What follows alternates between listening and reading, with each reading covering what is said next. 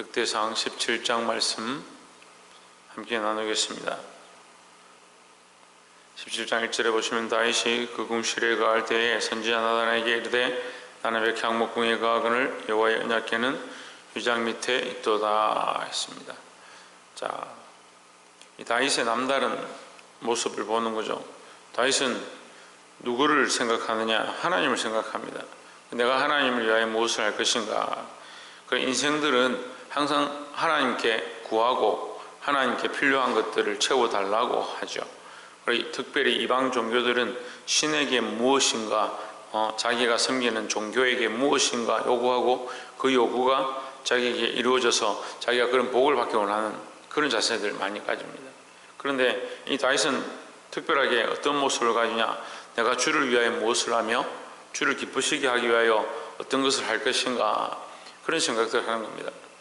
그래서 그가 지금 특별히 자기가 좋은 궁에 있는데 여호와의 언약궤를 위해서 또 하나님의 거하실 처소를 위하여 내가 무엇을 만들까, 이런 염려를 나단에게 고백하게 된 겁니다.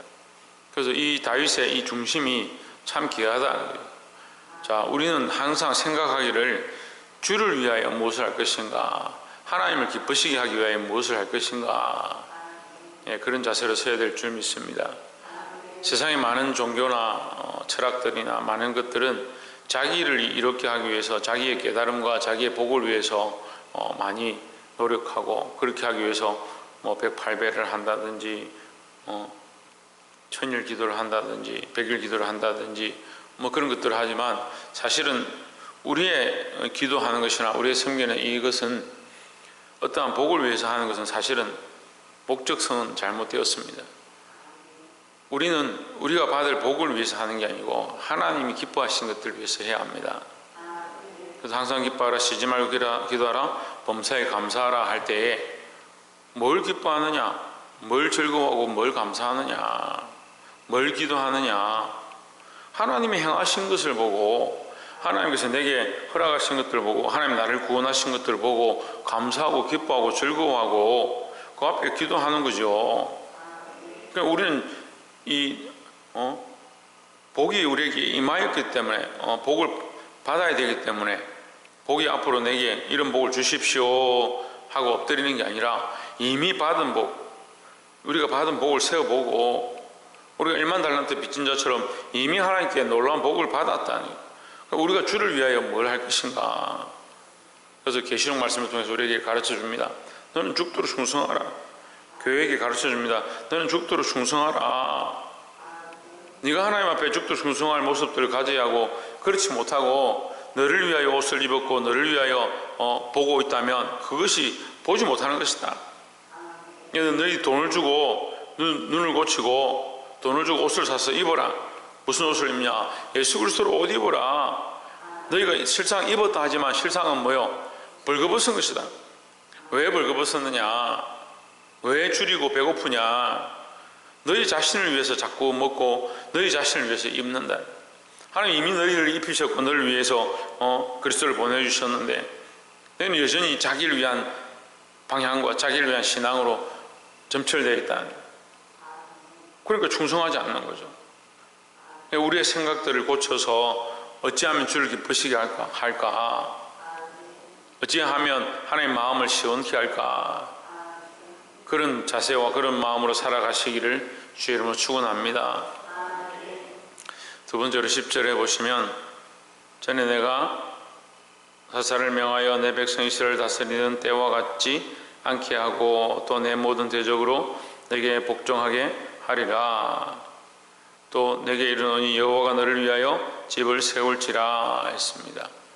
자, 네가 나를 위해서 집을 세우겠다 하는데 여호와가 너를 위하여 집을 세울지라, 이렇게 말씀하셨습니다. 그래서 사실은 집을 건축하는 것은 사람이 건축하죠. 그런데 하나님께서 이 세우는 일들을 내가 허락하고 내가 시행하겠다, 이렇게 말합니다. 다윗이 계획하지만 결국 다윗이 세우지 아니하고 그의 아들이 그 집을 세우게 되는 것입니다. 이 주인이 누구냐? 이 집의 주인이 누구냐? 하나님이시다라는 거죠. 하나님의 계획 안에 우리가 쓰임받아야 된다는 거예요. 우리 인생에 예수 없고 하나님 없을 때는 내 나름대로 집들을 세우고 내 나름대로 계획을 세웠습니다. 하지만 이제 우리가 그리스도를 알고 하나님을 안다면 이제는 내가 집을 짓는 것이 아니고 하나님이 기뻐하시는 집들을 지어가야 된다라는 겁니다. 네, 오늘 하루도 살아가야 되고 내일도 살아가야 되고 글피도 살아가야 되고 계속 우리가 이 인생들을 살아가겠지만 우리의 남은 인생을 통해서 뭘 하느냐? 하나님 기뻐하시는 집을 건축해 가는 겁니다. 내가 기뻐하는, 내가 원하는 나의 계획된 대로 인생을 사는 것이 아니고 하나님 기뻐하시는 대로 살아서 뭘 이루냐? 하나님 뜻을 이루어 가는 것, 하나님께서 세우시고자 하는 그 집을 이루어 가는 인생, 그런 삶이 되어지길 소망합니다.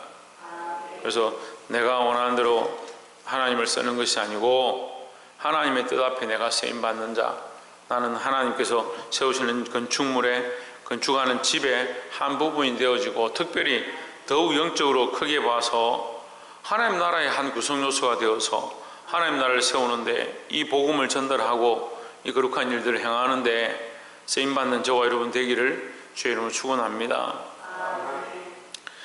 마지막 세 번째로 25절에 나의 하나님의 주께서 종을 위하여 집을 세우실 것을 이미 듣게 하셨으므로 주의 종이 주 앞에서 이 기도로 구할 마음이 생겼나이다. 26절에 여호와의 오직 주는 하나님이시라 주께서 이 모든 것으로 주의 종에게 허락하시고 27절 이제 주께서 주의 종의 집에 복을 주사 주 앞에 영원히 두시기를 기뻐하시나이다.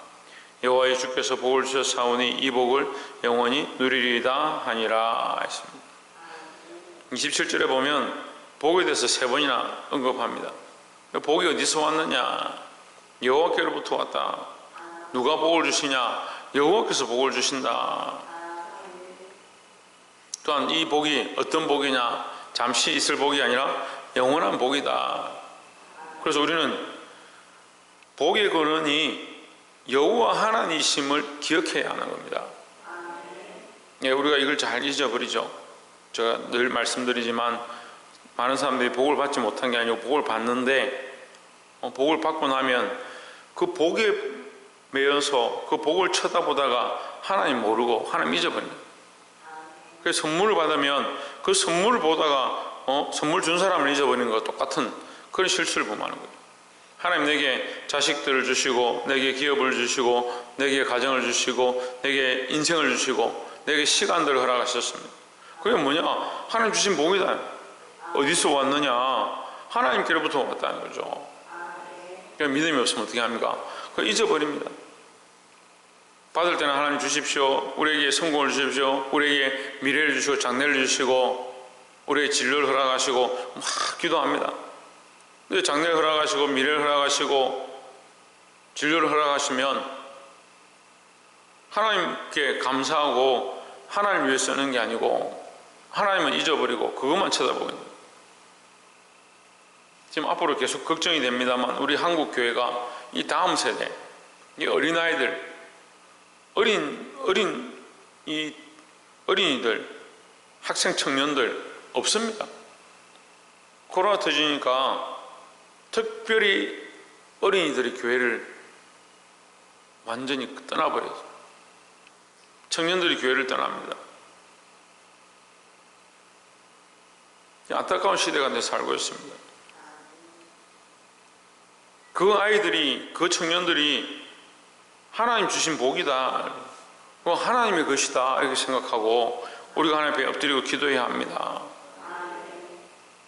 내게 주신 자녀들을 왜 내 것이라 생각하느냐? 내게 주신 이 삶들을 왜 내 것이라 생각하느냐? 내게 주신 가정을 왜 내 것이라 생각하느냐? 내게 주신 이 미래와 시간들을 왜 내 것이라 생각하느냐? 하나님 주셨음을 감사하고 내가 주를 위하여, 주를 기쁘시게 하기 위하여 어떻게 할 것인가? 여기 27절 마지막에 보면 이 복을 영원히 누리리이다 했습니다. 이 복이 뭐냐? 주께서 주신 복이다.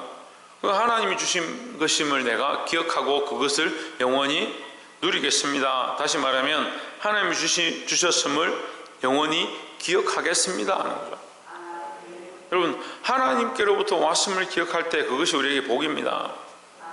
오늘 우리가 이 예배를 드리는데 예배하러 나와가 하나님 없이 그냥 우리끼리 그냥 성경 보고 글 읽고 끝내고 그냥 혼자서 벽 보듯이 기도하면 그게 무슨 복이 되겠습니까? 우리가 하나님을 안다는 것이, 하나님 이름을 부른다는 것이, 하나님을 고백한다는 것이 그것 자체가 복이다라는 거죠. 사랑하는 성도 여러분, 이 사실을 잊지 말고 늘 하나님 앞에 감사하며 하나님께서 복의 근원이심을 기억하고 그 앞에 즐거워하며 하나님 뜻을 따라 사시기를 주의 이름으로 축원합니다. 기도하겠습니다.